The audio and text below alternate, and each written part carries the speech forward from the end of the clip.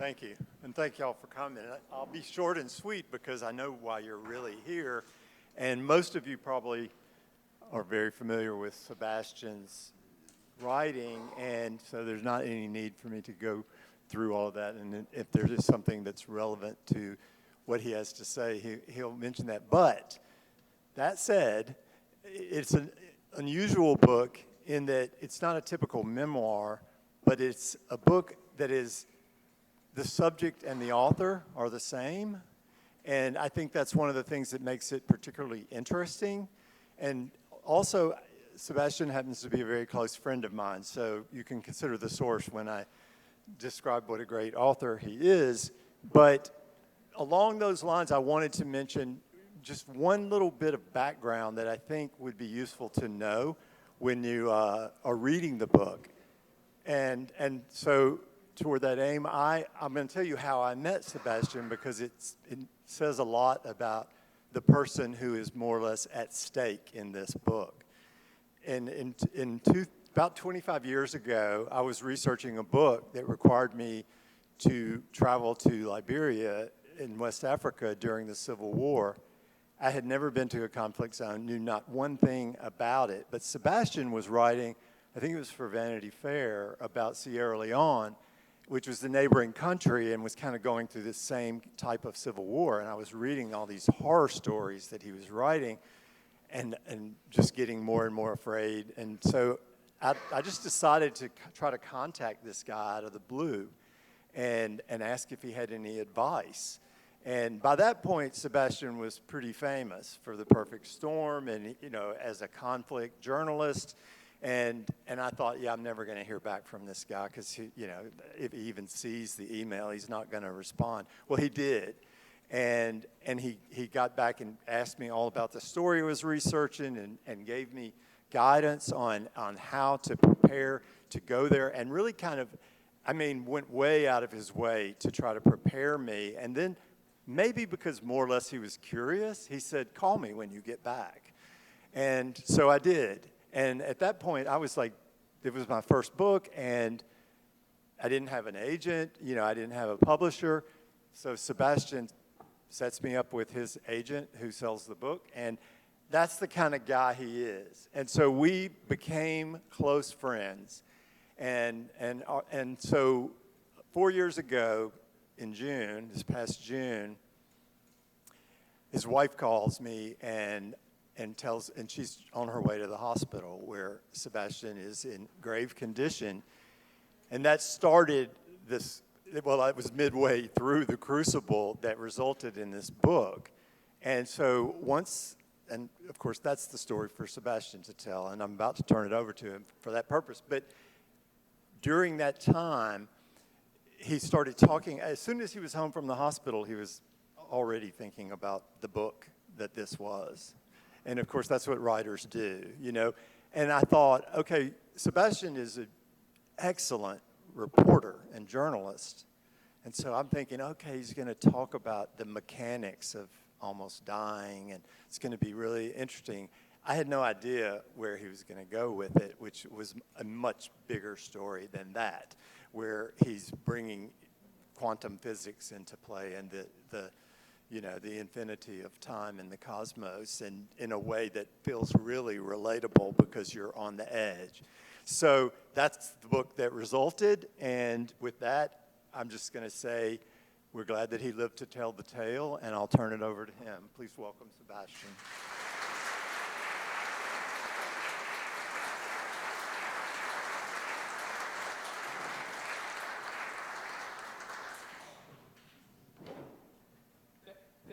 Thank you so much. Is this on? Can you? No? How about that? Did that work? Okay. If the sound is weird, let me know, because I can't really hear it from here. This feels like a congressional investigation or something, but I don't know who's in the hot seat, you guys or me. Thank you. What a pleasure to be here back in Mississippi with my good friends and with you all, and a huge gathering of people who love books. It's really what a treat for everybody. So I was a war reporter for a long time. I went off to Sarajevo when I was 30 during the siege of Sarajevo in 1993. I saw people, communities fighting for their lives, for their dignity, for their freedom for the first time in my life. I was in Afghanistan in '96, just as the Taliban were taking over, and I kept going back there. I risked my life many times. I've almost lost my life a few times. I look back on that now with some embarrassment, actually. It feels like risking your life betrays a lack of appreciation for what life is. And that didn't feel true 20 years ago, but looking back, it's a source of some embarrassment when I think about the close calls that I had. I was blown up by a roadside bomb. We were saved because it went off under the engine block instead of under us. It was a matter of maybe 1 second difference in the guy that, pushed the clacker that blew us up in a ravine. I had bullets, impact, sandbags, an inch or two from my forehead. It would kick sand in the side of my face. Very close. In Nigeria once, I was detained by rebels, the MEND, the Movement for the Emancipation of the Niger Delta, and in the creeks of the Niger Delta, and they thought I was an American spy. And one of these guys, ferocious-looking guys, machine guns, heavy machine guns, bell-fed machine guns, in the creeks, in the swamps, right? And when they detained us, and this guy came up to me and he said, "When we kill you later today, I'll be the one to do it." And I just remember thinking, don't let your knees buckle. Whatever happens, stay standing, which I managed to. And then my good friend and my brother and my colleague, Tim Hetherington, who I made a film called Restrepo with. We were in Afghanistan quite a lot with one platoon in combat off and on for a year. He was covering the civil war in Libya, an assignment I was supposed to go on, and I couldn't at the last moment. And a mortar round impacted near him in the city of Misrata, and he caught some shrapnel in his groin. And he bled out in the back of a rebel pickup truck racing for the Misrata hospital. He missed it by minutes. And after that, I stopped. I stopped war reporting. And I saw what his death did to everyone who loved him, and the light bulb went off. I don't want to do that to everyone who loves me. Suddenly, risk-taking and war reporting seemed selfish, but not noble, but selfish. And I stopped, and I met my wife, Barbara, and we fell in love. We got married. We had 2 amazing children, 2 little girls who are now 7 and 4. And I turned towards life, towards love, towards all the good things. I just this amazing, in midlife, I was in my 50s. And I was, how did it happen? I was saved. In some ways it felt like I was saved. And maybe even saved from myself, which is maybe the ultimate salvation. And COVID hit. Our girls at that time were 3 years old and 6 months old. And we went to Massachusetts, where we have a property on a remote property at the end of a dead-end dirt road, an old house from 1800, surrounded by federal land, so it's really, really lost in the woods. There's no cell phone service. The phone lines are old, so when it rains, the phone lines go out because they short out. It's basically paradise. And so we're there during COVID, and usually we live in New York, but we were able to go there during COVID. And so there we are, and spring comes, very beautiful. And one day I walked with my oldest daughter, Aisha. We walk down the dirt road, all the way out to where the pavement starts, and we do chalk drawings. And unicorns, rainbows, all that stuff, right? And then we leave, and it pours rain that night. And my daughter says to me, in the morning, let's go check the chalk drawings to see if they're still okay. Well, of course, I knew they weren't. I knew what had happened out there, right? But I wasn't going to tell her, so I was like, yeah, let's go check. So we grabbed the bucket of chalk and walked out there to the pavement. Of course, the chalk drawings are gone. And she says, if the rain had only known how beautiful they were, it wouldn't have washed them away. Now, I didn't know. I'd had a good life, an exciting life, a meaningful life. I didn't know that moments like that were waiting for me as father, right? If I'd known that, I might have I might have done it earlier, right? Like I waited till my 50s. I couldn't believe that there were like that you get that too, that kind of moment with your child. And of course, in my I think about things too much. Okay, so in my mind, I'm like, yeah, that's the human dilemma, right? Like, does the universe even notice that we're doing anything? Does God notice our chalk drawings or not, right? And I don't think there's any answer to that question. At any rate, 2 weeks later, I basically died. In that moment, I didn't know that I had 2 or 3 weeks left to live. Thank God I didn't know. One day I was talking with my wife. We had a little bit of babysitting, and we were at a cabin that I had built that was even deeper in the woods. And in mid-sentence, I felt, I mean, this is how casually we go. In mid-sentence, I felt this odd pain in my abdomen. It wasn't debilitating, but I couldn't stop thinking about it either. Like, it sort of doubled me over a little bit. I was like, oh, what was that? And I stood up to try to walk it out. Maybe it's indigestion or something, and I almost fell over. I didn't know, but I had an undiagnosed aneurysm in a small artery in my abdomen. An aneurysm is an unnatural ballooning of of an artery in one spot. And it's a random, rare sort of freak thing, right? And I'm not a walking heart attack. I run every day. I'm in good health. I'm an athlete. It was a completely random thing, and it ruptured. And I started bleeding out into my own abdomen. I was bleeding out just like my friend Tim, except he had a wound. It was obvious what was happening to him. I didn't have a wound. I was bleeding out internally. And the problem with abdominal hemorrhage, with internal hemorrhage, is that if you're stabbed in the stomach, the doctors know where to, put their finger to plug the leak, as it were. Internal hemorrhage, they don't know where it is. It could be anywhere. And that's why it's so deadly. I had my chances of surviving were around 30% if I got to the hospital fast.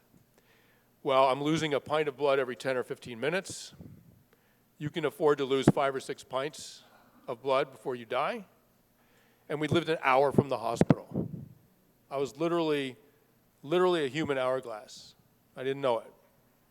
I sat back down on the bed and I said to my wife, words I never thought I'd ever have to say to anybody, I think I'm going to need some help. She dragged me. She put my arm over her shoulder and dragged me through the woods and got me back to the driveway and put me in the passenger seat of the car, tried to call 911. There's no signal. The phone lines are out because it had been raining. Now I'm going blind from blood loss. And the babysitter, the teenage girl, finally hooks like 1 bar of signal and calls the ambulance. And the ambulance comes. And by then I'm actually feeling a little bit better. You go into when you're bleeding to death, for a while you go into compensatory shock. Your body knows what's happening on some level, and it clamps down on your vascular system and contains all the blood in your chest, in your brain. So you sort of reboot a little bit. So by the time the ambulance guys got there, I was sort of feeling better. I had incredible pain in my abdomen, but I was feeling better. And those guys were like, I think he's good. He's a hot day, maybe he dehydrated. And my wife said, no, gentlemen, he's going to the hospital. And in my mind, in that moment, I thought, oh, this is why married men live longer, statistically. Like, I'm experiencing this in real time. Wow. Because we've all heard that statistic, right? So they're like, okay, ma'am. They loaded me in the ambulance, driving to the hospital. An hour later, this is where my odds of survival get very, very small. I was 30%. If I lived across the street from the hospital, I had an hour to go. By the time I got there, I'd lost easily half my blood, 2/3 of my blood. My blood pressure was 60/40, which is almost as nothing. And the doctors knew immediately what was going on. They rushed me into the trauma bay, and the ER doctor called my wife, and after repeated attempts, finally got through on the landline and said, come to the hospital as fast as you can. I didn't know I was dying, but of course, she figured out what that meant. And she had this awful thought. She was driving like crazy, and then she thought, I can't have a car accident. If I have a car accident and get killed and he dies, the children have no parents. I gotta slow down. One of us has to make it through today. So I'm in the trauma bay, and I see a doctor with a huge needle coming at my neck, and he says he wants to put a line into my jugular and to transfuse me and ask my permission. And I said, well, okay. I mean, what's all the, I had no idea I was dying, so like, if you feel like you need to do that, go ahead. But I don't know what all the excitement is. Why are there 12 people standing around me right now? I'm just in for belly pain. You know, I really did not get it. So while he's working on my neck, it suddenly got very real. I was in end-stage hemorrhagic shock. I'm convulsing. And I suddenly felt this black pit open up underneath me. Now I have to stop here and say that I'm an atheist. I'm a rationalist. And I'm not an atheist, but like kind of a mystic. And you know, I'm not one of those people either. I just don't believe in anything. And my father was a physicist and an atheist. And I feel I have to sort of say that because of what comes next. All of a sudden, there was this black pit that opened up underneath me. And through this black hole, there was it was infinity. Just this dark infinity, this expanse of nothing. And I was getting pulled into it. And I was terrified. I didn't know I was dying, but I knew if you go into the black pit, infinite black pit, you're not coming back. I mean, I kind of sensed that, like you're outbound and that's it. And as I got more and more scared, suddenly my doctor, my dead father appeared above me. On my left, hovering above me in this sort of energy form. And I was shocked to see him. I'm still conscious, right? I'm still talking to the doctor, and there's Dad. And I was like, what are you doing there? Like, what is happening? And he said, it's okay, you don't have to fight it, you can come with me. And I suddenly understood what he meant. He meant, it's okay to die. I'll take care of you. Come with me. I was horrified. Absolutely horrified. I'm like, go with you. You're dead. I'm just in for belly pain. I think you got the wrong idea of what's going on here, right? Like, we'll talk later, a lot later, but I'm not going with you. And I said to the doctor, you got to hurry. You're losing me right now. I'm going. They got the blood into me. They got me to the IR suite, the interventional radiology suite. And through one of the many miracles of modern medicine, they were able to thread they punched a hole in my groin right where Tim bled out from, oddly, or coincidentally. And they put a catheter into my femoral and threaded it up through my vascular system. And after many, many hours of failed attempts, they managed to get the catheter to the bleed and embolize it, stop my blood loss, contain the damage. I needed 10 units of blood. 10 people donated blood and saved my life. People I'll never know, who I'm forever indebted to. And now I donate blood as much as I can, and I would ask of all of you good people, like, please do that as well. You will save a mother or a father or a child. Doctors cannot make blood, and we need it to live. And if you give blood, within a few days, you've replaced it in your own body, and it doesn't hurt. It's the ultimate free lunch, right, for humanity.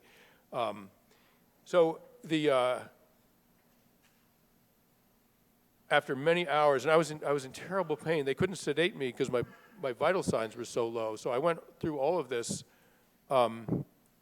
I have memories of all of it, including at one moment, if they can't fix you with a catheter in your venous system, they have to open you up. And so if they had failed to fix it that way, I would have gone into the OR where they basically open your abdomen and start trying to find the bleed before you bleed out. I mean, it's basically like battlefield surgery, and the odds of surviving that are very low. In fact, they're so low that the doctor later said to me, if we'd had to do that, we would have called your wife in to say goodbye. So at one moment, I have this memory of one of the doctors looking at the other doctor and saying, we tried. It's not working. There's nothing more we can do. And the other doctor was like, yeah, okay. And the other doctor was the one who was going to have to cut me open.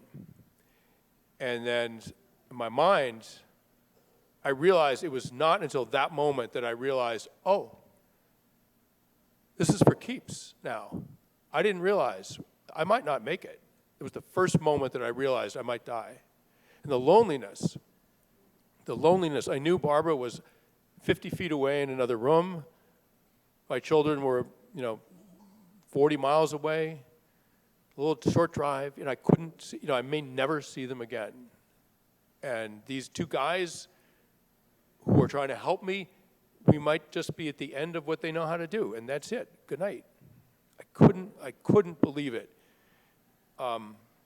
Well, they managed to do it, and I woke up in the ICU the next morning, and this is in Massachusetts, right? And I was just coming out of unconsciousness, and I heard a woman speaking in a really, really rough Boston accent. You all know what that sounds like, right? And not the prettiest accent in the world. And in my mind, I'm like, where am I? Like, I guess I'm still alive. Like, they couldn't have Boston accents, like, in heaven or anything, right? Like this I've got to be somewhere near Boston. And I sort of get my eyes open, and this ICU nurse, middle-aged woman, a tough, heart of gold, tough as nails. She looks like she's buried 3 husbands, like one of those ladies. And she's like, "Congratulations, Mr. Junger, you made it.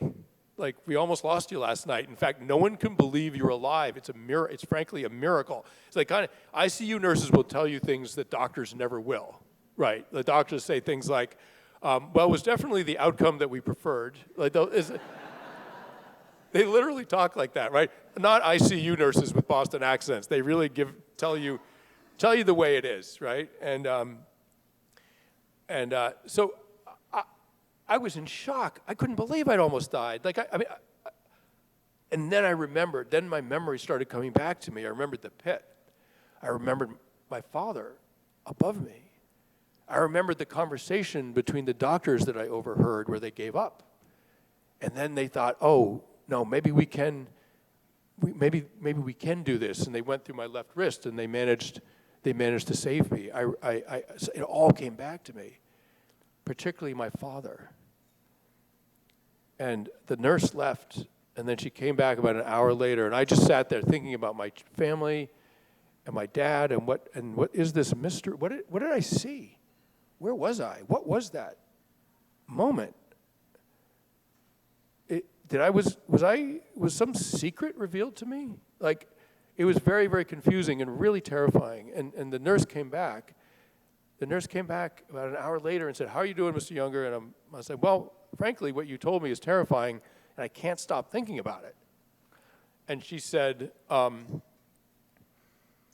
in her pragmatic way, she said, "Try this. Instead of thinking about it like something scary, try thinking about it like something sacred." And then she left again. And I was left in my hospital bed to think about the word sacred. Now, as a non-believer, a non-churchgoer, I still feel, I insist that the word sacred have beautiful secular meanings as well. And for what that word means for me is that something that's sacred knowledge, a sacred task, a sacred job, a sacred process, is anything that helps protect and defend and uphold human dignity. That's sacred. It could be a minister or a priest, could be acting in a sacred capacity, or a teacher, or even a journalist. Like on our best days, in my mind, what we do on our best days is we go places that other people don't want to go to or don't have access to, and we come back with information that might help the human race in some way, help the human race make good decisions that hopefully will uphold human dignity. In every war zone I've ever gone to, one of the things I was doing was trying to come back with that information. So I had this thought. I've gone to front lines my whole life. I stopped doing that. I was taken to the ultimate front line, which was my own mortality. I looked over the edge into the abyss, and I was allowed to come back. Did I come back with sacred information? In other words, information that can help myself and other people face their lives and their deaths, which is what we all must do. And it's not easy, and it's terrifying, and maybe I came back with something of value. After about a week, I got out of the hospital. My wife picked me up, drove up the dirt road to my house. My girls had drawn pictures and written, the babysitters had written things. Welcome home, Daddy. All the trees down the driveway had little drawings taped to the branches of the trees. And, of course, by the time I got to the house, I was, a mess. I was sobbing. And I hugged my girls and began the reentry. You heard about soldiers struggling to reenter from war. Well, who knew? But people who almost die struggle to reenter life again.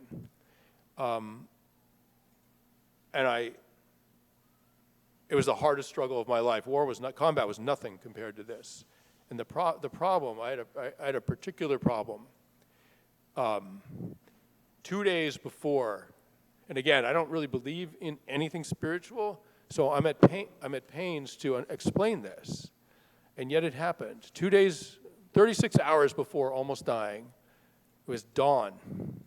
On the day before, and I was just waking up in the it was sort of the gray light of dawn. And before I woke up, I had this terrible nightmare. I was woken up by it. This terrible, terrible nightmare that I was dead. I was already dead. I've never even heard of a dream like this. My family was below me, and they were crying, and I was trying to signal to them that I'm right here. I was shouting, I was waving my arms, and they couldn't see me, they couldn't hear me, and I didn't know why. I was floating above them. And I was made to understand that I died. I was a spirit, and there was no going back. Sorry, that's just how it is. And I was so anguished that I can't tell you what that feels like, right? To think you're dead, and to not be able to go back, and your loved ones are right there in front of you, and you can't go to them. And I was so anguished that I woke up. It woke me up, and we sleep together as a family. And I woke up next to my oldest daughter, Aisha, and I put my arms around her like, oh my, thank God that was a dream. And as parents, you're constantly comforting your children, right, from life's struggles. But there comes a point where you experience for the first time your child comforting you. You're the one that needs comfort. And that happened to me in the 58th year of my life when my daughter was 3 years old. I grabbed her because I needed her warmth, her strength, her aliveness, or the sound of her breathing. I needed all of that because I was absolutely terrified. And then, of course, I woke up later. I put the dream out of my mind. It was sort of like, whoa, how weird, right? And then I almost died. So when I came home from the hospital, I started researching NDEs, near-death experiences, and one of the most common forms that these take. What happened to me, seeing my dead father, is very, very common with people who are dying and that are then resuscitated, right? It's a very common thing. Thousands of accounts from all over the world, and they're quite consistent. The dead appear to You show up, a dead loved one shows up to escort you across, or often another very, very common NDE is that you're hovering above the doctors, above your family, above your life as it was, and you can't communicate with it. You're up there, and you can't communicate with your loved ones. And so I started researching NDEs, and I realized, oh my God, the dream was a classic NDE. And I didn't know anything about that stuff. I wasn't interested in it. It seemed flaky. I mean, it's just I had no knowledge about this stuff. And my dream I basically had an NDE, and I thought, oh my God, maybe that was a real experience of dying. Maybe I died in my sleep. And everything that followed, the trip to the hospital, coming home, is a dying hallucination. And I know it sounds completely absurd, but prove me wrong, right? I mean, that's the crazy thing about this, is that you can't disprove it. However outlandish it seems, you can't disprove it. And frankly, if you think about it, that is no more outlandish than existence is in the first place. What are the odds that we're all here? I mean, we inhabit a universe that's 93 billion light years across that was created from nothing in an amount of time that's too small to measure. Like, all of it's unlikely. So what's called derealization, my questioning reality and whether I was alive or not, it's not that preposterous either. It's no more preposterous than what we experience every day. And so I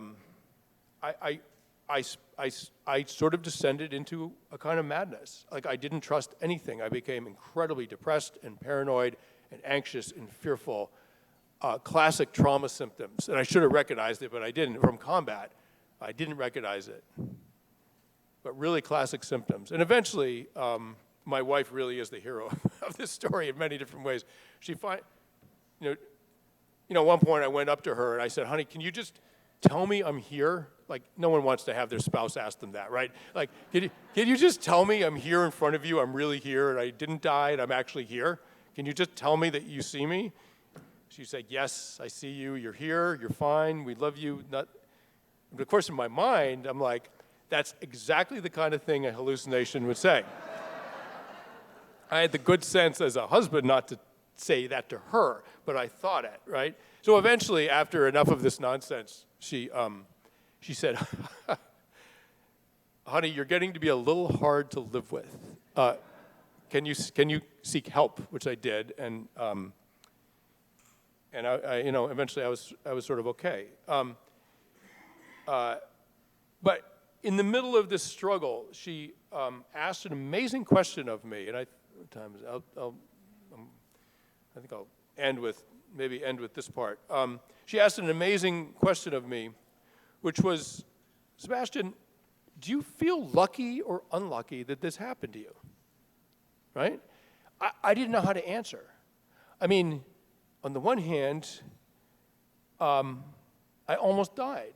And now I can't shake my thoughts of death. It's like death was perched on my shoulder like some ghastly gargoyle. It was always there, no matter what I was doing. There it was, right? But on the other hand, I almost died. And I was shown the abyss and allowed to return to this miracle that life is. And not just a miracle in its entirety, a miracle in its every moment. Every moment is a miracle, right? And you don't need to believe in God to understand that basic truth about existence. Like, oh my God, are you kidding? We get to do this? Whoa, how did that happen, right? So was I lucky or unlucky? Because I'd been going through my life without appreciating what a miracle this all is, right? And now my mind was woken up to it, right? But it was woken up to it by something unspeakably terrifying. So was I lucky or not? And I didn't know how to answer it. And my inability to answer it was sort of at the core of my, madness is too strong a word, but my disturbance, my emotional disorganization. And then eventually I thought, okay, what's she really asking in sort of slightly more mythic terms? She's asking, do I feel blessed or cursed? I definitely felt like I'd been singled out and had an experience that no one else that I knew had ever had. So I definitely felt singled out. But was I singled out in a way where I was blessed or cursed? So in my sort of nerdy journalist way, what I often do when I hit a sort of dead end is I look up the etymology, the origins of words that are relevant to the topic I'm pursuing. So I looked up the origin of the word blessing. So I'm just going to read a short passage just so you have a little taste for the how the book feels. And it ends on the question of what a blessing is. The arbitrariness of death would seem to mean life has very little value unless you flip the equation upside down and realize that any existence with guarantees can be taken for granted far too easily. In a sense, modern society has the worst of both. Lives that can end in a moment, because that has always been true, but the illusion of guaranteed continuity. Biologically, I was supposed to die at 58 from a ruptured pancreatic artery. My odds of surviving weren't Russian roulette odds, a comfortable 83.3%, or combat odds, or even cancer odds. They were probably 10 or 20% by the time I finally got to the hospital, and almost infinitely small before that, because of the random details that determine who lives and who dies.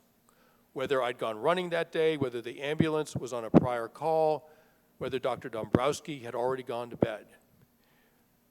Dr. Dombrowski was the interventional radiologist who saved me, and he's one of the few, I was told by others, one of the few interventional radiologists who had the skills to do it. And he just happened to be at a small hospital in Cape Cod and reachable by telephone. He drove an hour to save my life while they were stabilizing me.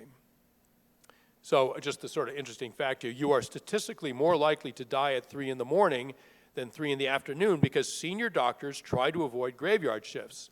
When one Manhattan radiologist did a follow-up on me, he incorrectly assumed my life had been saved during a daytime shift at NYU Langone, amazing, amazing hospital in New York, right?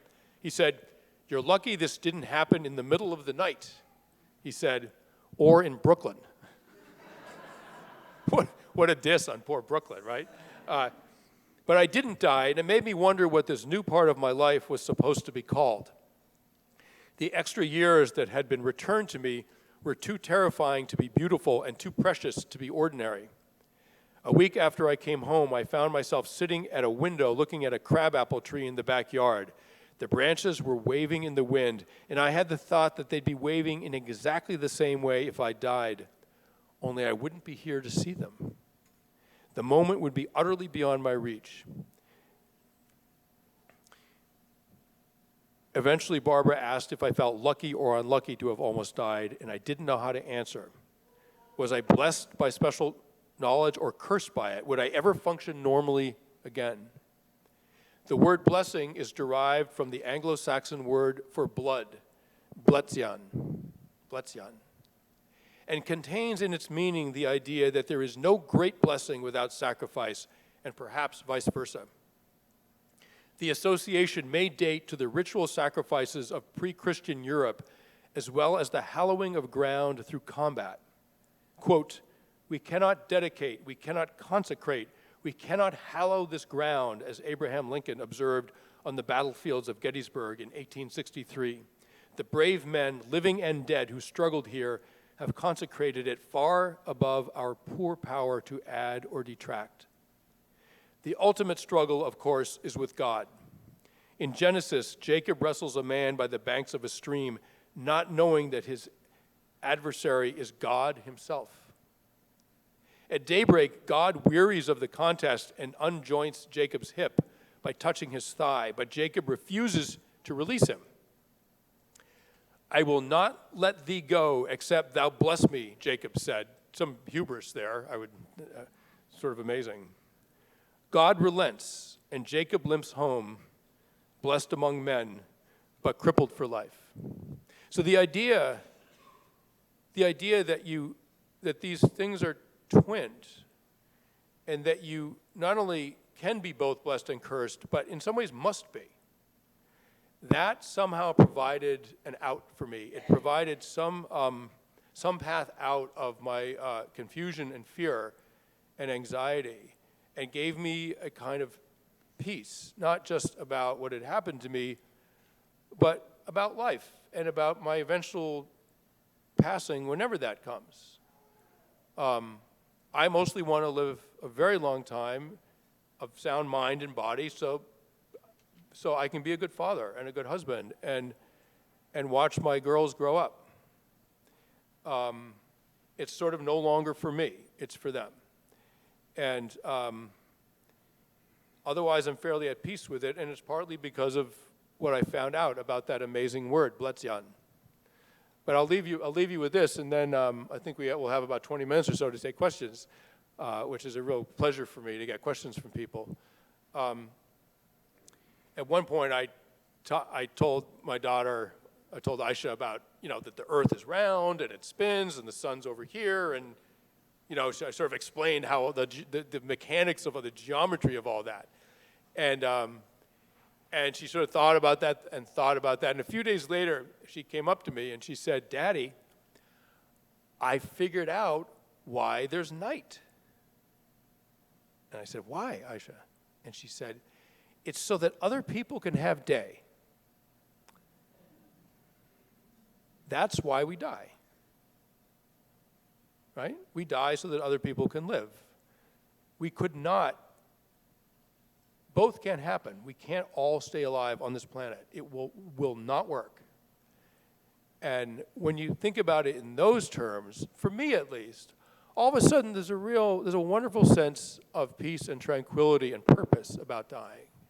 It's what must happen. It's a noble thing. And hopefully it doesn't happen too early, but regardless, it's a great privilege to live and then to be able to die and leave behind this beautiful world for the children. Thank you so much for the chance to talk to you guys. And I do insist on questions. If no one raises their hand, I'm going to start picking on people. So do the right thing.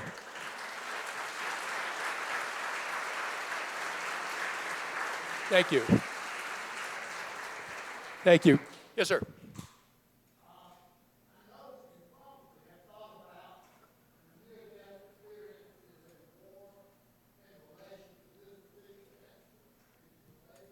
Yeah, so I've been several times nearly killed in wars, but I never experienced the process of dying, right? I had a memory of a close call, but what I didn't have a memory of is my body leaving this earth, right? The blood literally draining out of me. And the trauma of that happening far, far exceeded the bullet impact next to my head in the sandbag. That was nothing. One of the things that was very hard from war was witnessing grotesque harm come to others, particularly come to children, to civilians. I mean, those visions, witnessing those kinds of things scars you, and as well it should. And but almost dying, at least for me, like the few times it happened to me, I easily recovered from. This wasn't. It was very, very different. Anyone on this side of the room? Oh my, you're losing to that side. Come on. It's 1-0. Someone raise their hand. Yes. Yeah.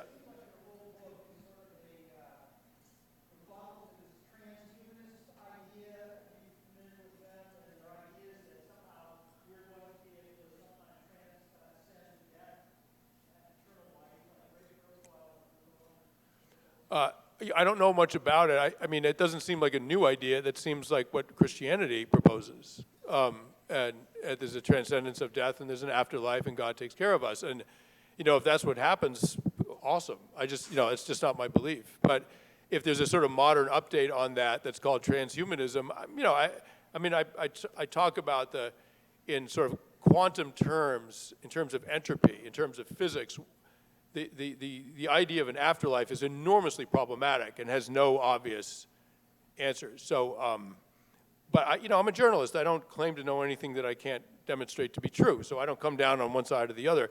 The book is divided into two sections very much on purpose.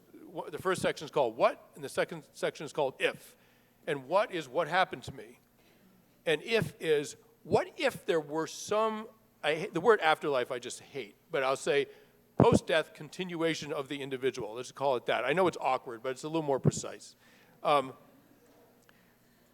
What if there were, like at the quantum level, and I end up in quantum physics to try to talk about this stuff, how would that work according to the science that we know? How would that conceivably work? It's a thought experiment. I'm not saying that it does work this way, but if it were this way, how would it work possibly? And that's the end of my book goes into that, and I won't bring that all out right here. But yes.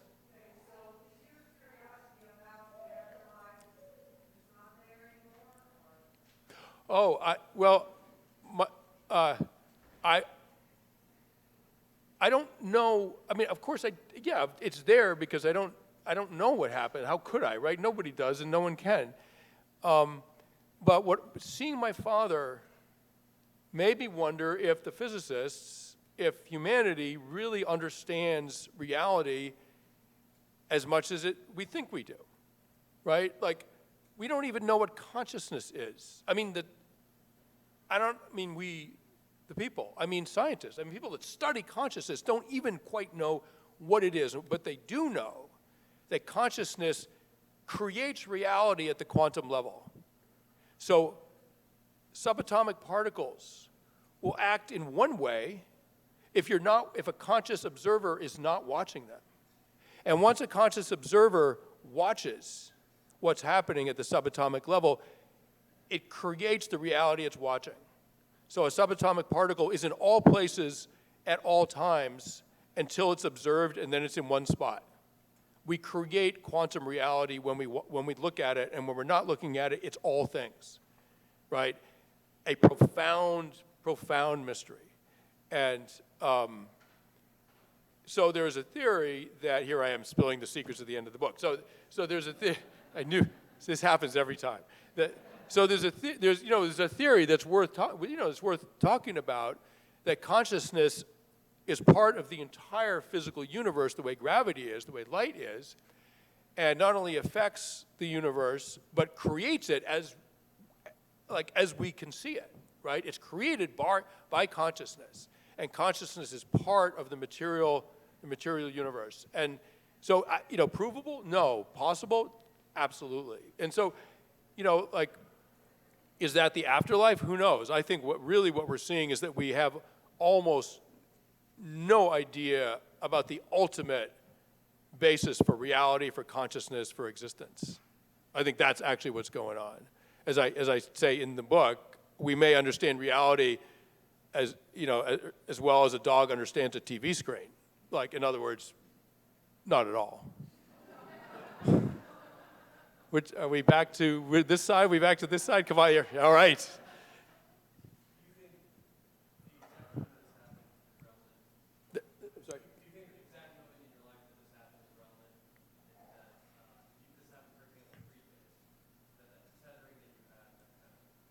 Right.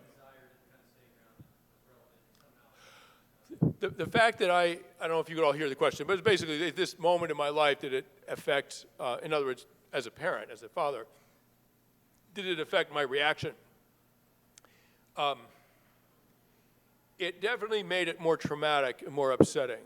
But being a father also gave me more to live for. I mean, it's what makes life seem miraculous for me right now. And I don't know, I'm 62. I don't know if life would still seem so miraculous if I didn't have children. Maybe, but maybe not. I'm not sure.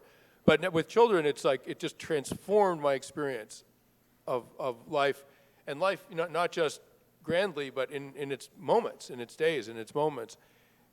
And that might not have happened if I was a dad at 30. I mean, I'm not sure that would have happened. I was kind of a selfish, ambitious, adventurous young man. Like, I think I might have, resented the impediments that parenthood represents. So it came at a good moment, And it's the central blessing of my life. I mean, it's like, oh my God, this is what I'm alive for. This is why I made it this far, so that I can do this. And it's an amazing feeling for me. This side. Yes?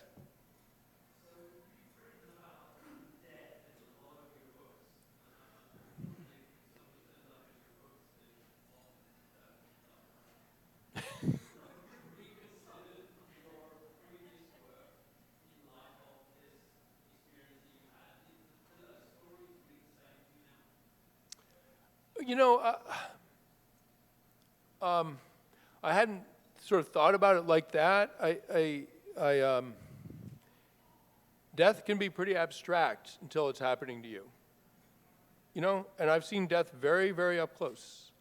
I think doctors will tell you that, and nurses will tell you that, and soldiers will, and reporters will. And I've been a few feet away from someone who'd just been killed, and they were already on the other side. And it was like, oh, that has nothing to do with me.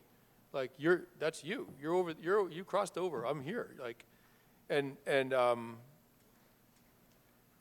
of course, it's a form of denial, right? I mean, it's like, it's too horrible to contemplate, so you dial it down to something manageable, which makes it almost seem like you don't care about death, don't respect death. I mean, I remember in Liberia during the Civil War, I witnessed just a grotesque thing, right? I mean, there are people who had been killed, civilians, refugees from the fighting on the outskirts of the city, they were sort of encamped in this enclosure, and they were hit by a mortar, and it killed, immediately killed 27 people, and men, women, children, and the people of this compound were so upset that the U.S. was not intervening. We just invaded Iraq, and the Liberians were like, Iraq got to be invaded, why not us? Like, why aren't you coming to help us in the Civil War? You got to stop this carnage, right? So they're furious at the U.S. that we were not in there with the Marines. And they carried all these poor people who had been killed in this mortar attack, 10 minutes earlier. They carried them they carried the wounded to the Doctors Without Borders tent in wheelbarrows, and then they carried the dead to the embassy gate and piled them up.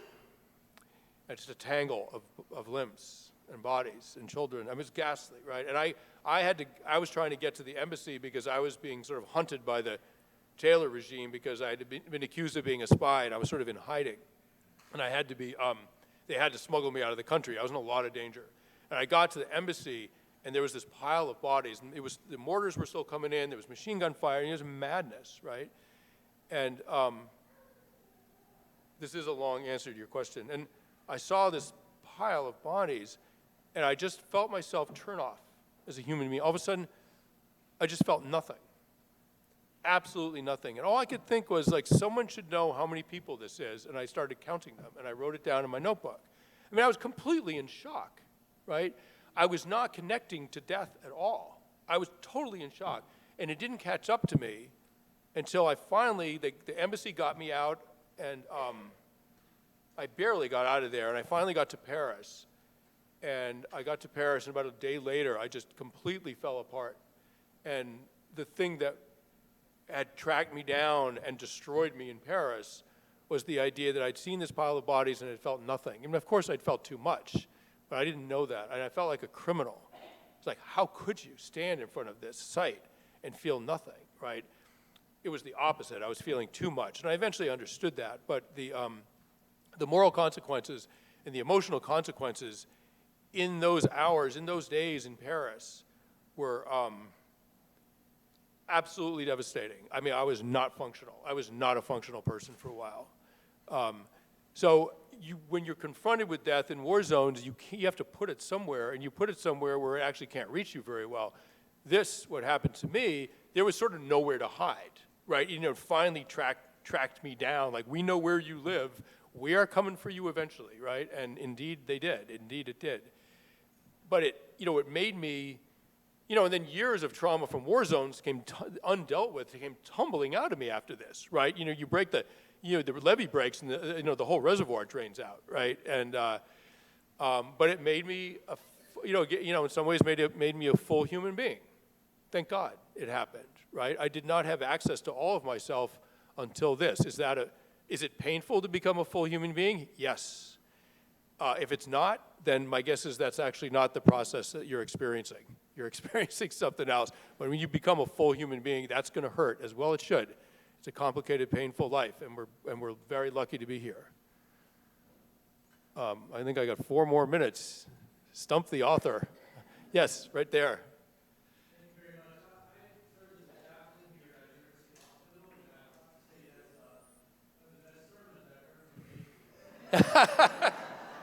Thank you very, very much. Thank you. Yeah?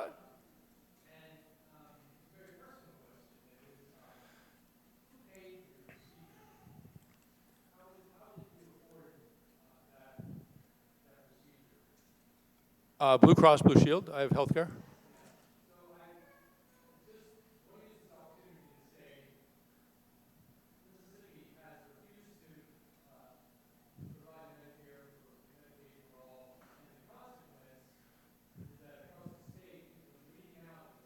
Yeah, yeah, yeah.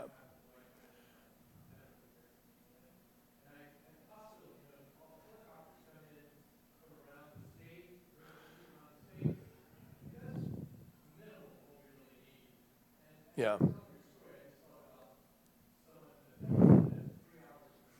Yeah.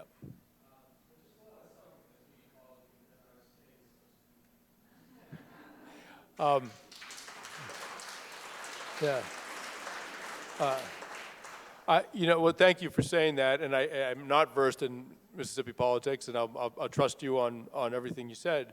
But I will say that for the Christians in the room, it's our Christian duty to take care of our brothers and sisters, period, full stop, right? And for the secular people and the agnostics in the room, it's our duty to take care of our brothers and sisters, full stop. That's it.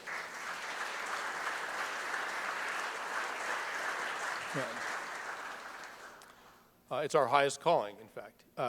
Yes, one more question. Yes, sir. It seems that this experience has reinforced your devotion to family. What has it done for you, aspiration? What has it done for your vocational aspirations? Have you rethought that? Do you still have journalistic goals? Oh, yeah, so thank you. No, I stopped war reporting after Tim was killed. I don't report on wars anymore, and the longest I can sort of bear being away from my family is 3 or 4 days, which is what I'm doing right now. So, yeah, I mean, I'm not doing that kind of journalism anymore, and I'm really glad I did it. I'm very, very proud of it. I'm glad I got through it without getting hurt or killed, and now here I am, and I just feel extremely lucky, as I'm sure just about everyone in this room feels. So, yeah. Well, I mean, I've written, I think, 7 books. I'm going to keep writing books. I don't know what the topic will be. Hopefully, it'll be a little more lighthearted than this one. But I don't know what the topic will be. But I got to earn a living. So there's book number 8 out there somewhere for me. I don't know what it is. What a treat for me to talk to you all. Thank you so much. Bye.